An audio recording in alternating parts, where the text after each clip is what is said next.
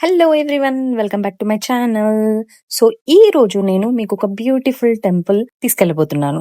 అంతకన్నా ముందు మనం బ్రేక్ఫాస్ట్ కి వెళ్దాము. బ్రేక్ఫాస్ట్ అయిన తర్వాత మనం మన జర్నీ స్టార్ట్ చేస్తాము. సో ఈ జర్నీ నేను మా ఫ్యామిలీ మొత్తంతో కలిసి చేస్తున్నాను. అండ్ వన్ డే లో నేను అరౌండ్ 3 to 4 టెంపుల్స్ ని దర్శనం చేసుకున్నాను. బట్ అంతకన్నా ముందు మేం చేసే ఫస్ట్ దర్శనం మా ఇంటి కులదేవుడు.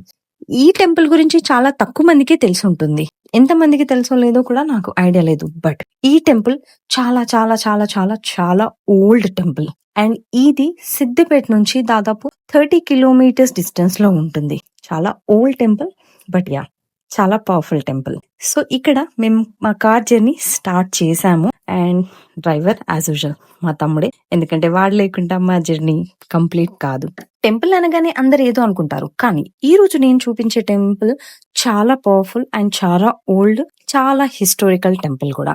అండ్ ఈ టెంపుల్ మా ఇంటి కులదేవుడు, అంటే ఆయనే మా ఇంటికి కులదేవుడు. ప్రతి సంవత్సరం ఈ టెంపుల్ కి వస్తాము, బట్ ఇయర్ లో వన్స్ వస్తాము. కానీ ఈ రోజు స్పెసిఫిక్ గా ఎందుకు వెళ్తున్నామంటే మా తమ్ముడి బర్త్డే కాబట్టి. సో ఈ జర్నీ మొత్తం మా తమ్ముడి బర్త్డే రోజునే జరిగింది. టెంపుల్ గురించి నేనైతే చాలా స్టోరీసే విన్నాను, కానీ అందులో ఏది నిజం ఏది అబద్ధం అనేది నాకు తెలియదు.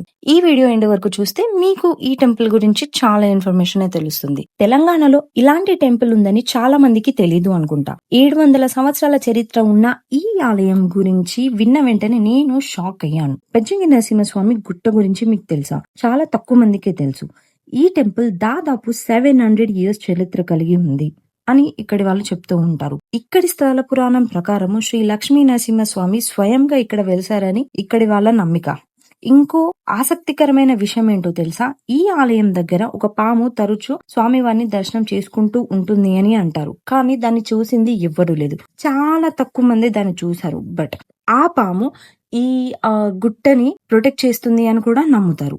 ఇంకా ఈ నరసింహస్వామి చాలా కుటుంబాలకి కులదేవుడు. అంటే ప్రతి ఇంటికి ఒక కులదేవుడు ఉంటాడు. చాలా మందికి ఈయన కులదేవుడిగా కూడా ఉన్నారు. వాళ్ళ మొక్కులు చెల్లించుకోవడానికి వస్తూ ఉంటారు. అందుకే ప్రతి సంవత్సరం వేల సంఖ్యలో భక్తులు ఇక్కడికి వచ్చి స్వామి దర్శనం చేసుకుంటూ ఉంటారు. ఇంకో ఇంట్రెస్టింగ్ ఫ్యాక్ట్ ఏంటో చెప్పనా? ఈ గుట్ట డ్రోన్ వ్యూలో చూస్తే తాబేలు అంటే టోటాస్ ఆకారంలో కనిపిస్తుందని అంటారు. నేచర్ క్రియేట్ చేసిన ఆ రూపం చూడటానికి చాలా అందంగా ఉంటుంది. ప్రతి సంవత్సరం మార్చి నెలలో ఇక్కడ పెద్ద జాతర జరుగుతుంది. ఆ సమయంలో ధ్వజస్తంభం దగ్గర ధ్వజారోహణం జరుగుతుంది. రథం కూడా తిరుగుతుంది. వేల సంఖ్యలో భక్తులు వచ్చి స్వామివారిని దర్శనం చేసుకుంటారు. ఇక్కడ దీటిలు పడతారు. దీటిలు అంటే ఒక స్టిక్ తీసుకొని దానికి ఒక క్లాత్ చుట్టి లైట్ లాగా పట్టుకొని ఉంటారు.